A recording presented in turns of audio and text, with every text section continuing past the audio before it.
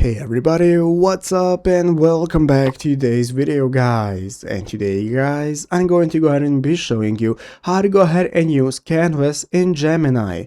This is a very simple thing to do, so make sure to watch this quick and easy video till the very end, follow my steps correctly, so you can make sure this works the same for you and you can do this yourself. But yeah guys, let's get straight into it. So the first thing we want to do is to go ahead and open up the official Gemini application if you have not already. So if you do not already have it downloaded, what you can do is go ahead and open up the App Store on your mobile phone, open up the App Store, search for Gemini, find the application and install it. So after installing and opening it up, this is going to be the home page from where we can get started inputting our prompts. So if you do not already have a Google account, you're going to need one, because to be able to use Gemini, you need to go ahead and log into your Google account. So once you've done that, now we can get started with using Canvas. So here from this prompt page, we can get started with clicking this plus button right here at the left side of the screen. By clicking on the plus button, it's going to open up this new menu where we have the images, music, and so on. As you can see, we have the Canvas option as well. That's going to enable you to code, write, or make slides.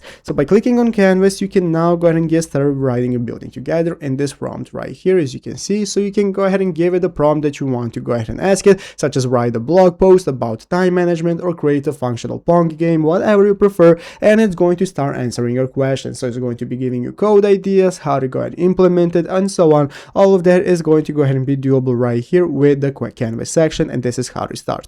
So I hope this video was helpful. If it was, make sure to leave a like, subscribe to the channel. Thanks for watching, take care, and bye.